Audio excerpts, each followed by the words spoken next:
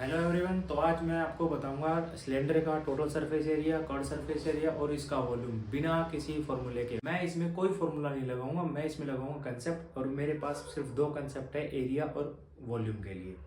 पहला जो कंसेप्ट है वो है एरिया का। एरिया किसी भी फिगर का एरिया निकालना है हमें, तो उसके लिए हमें चाहिए होता है perimeter of base multiply by height.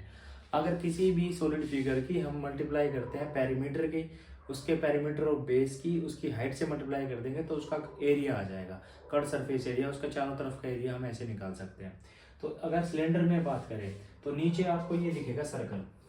नीचे बेस कौन सा है इसका? सर्कुलर बेस है ना। ये जिस पे ये टिका हुआ है उसको हम बेस बोलते हैं। किसी भी चीज, जो चीज किसी पर टिकी हुई होती है उसको हम बेस बोलते हैं। तो इस सिलेंडर का जो बेस है वो है सर्कल। तो सर्कल का पेरीमीटर क्या होता है? सरकमफेरेंस ऑफ सर्कल, उसको क्या बोलते हैं? 2 पाई आर।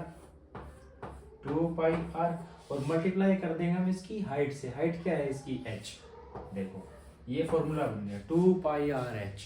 ये होता है curve surface area of cylinder. अब अगर वॉल्यूम की बात करूं तो वॉल्यूम के लिए भी सिर्फ एक ही फॉर्मूला है। फॉर्मूला नहीं है, कंसेप्ट है। वॉल्यूम किसी भी सॉलिड फिगर की अगर वॉल्यूम निकालनी है तो उसके लिए हमें करनी पड़ेगी area of base multiply by height. Area of base मतलब वो फिगर जिस बेस पे टिकी हुई है उसका जो बेस है उसकी मल्टीप्लाई अगर उसकी हाइट से कर देंगे तो हमें सीधा हमारे पास वॉल्यूम निकल के आ जाएगा।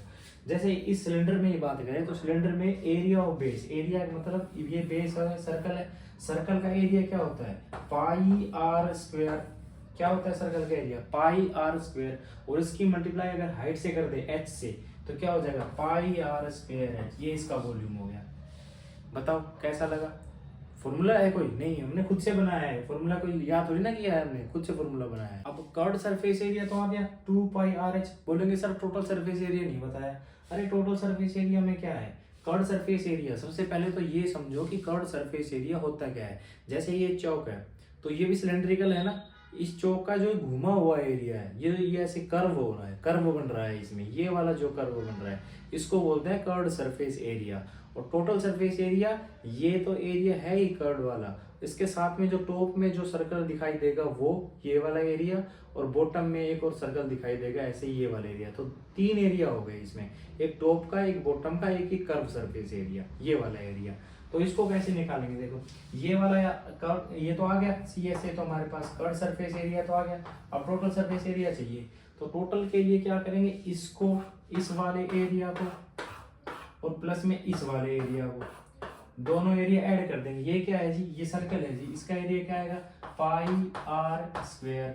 अच्छा ये कैसा है जी? ये भी सर्कल है, इसका एरिया क्या आएगा? पाई आर स्क्वायर। तो इसका एरिया क्या आया था? ये रहा 2 पाई आर एच। 2 पाई आर और एच, 3 एरिया हो गए। ये वाला पाई आर स्क्वायर, ये 2 पाई आर एच, ये पाई आर स्क्वायर। 3 एरिया हो गए ना। इन सबको ऐड करके लिख दो यहाँ। देखो 2 पाई आर एच प्लस में पाई आर स्क्वायर तो 2 पाई आर स्क्वायर। देखो अब इन दोनों में कॉमन देखो क्या है? कॉमन क्या क्या है? एक तो 2 है दोनों में, एक पाई है दोनों में और एक आर है दोनों में। तो 2 पाई आर तो कॉमन ले लो। बचा क्या? यहाँ से 2 पाई आर गायब हो गया, ये कॉमन आ गया बाहर। बचा क्या? इसमें एच बचा। एच को लिख दो यहाँ, प्लस का साइन है, ये प्लस लगा दो यहाँ पे। इसमें से 2 पाई आर गया, एक आर बच जाएगा। 2 पाई आर ये तो गया बाहर, 2 आर है ना आर स्क्वायर में, तो एक 2 पाई आर तो ये रहा, ये रहा। बचा क्या? आर बच गया। ये फॉर्मूला बन गया 2 पाई आर, आर प्लस एच या एच प्लस आर। तो ऐसे फॉर्मूलों को बनाया जाता है और फिर क्वेश्चन करे जाते हैं। सारे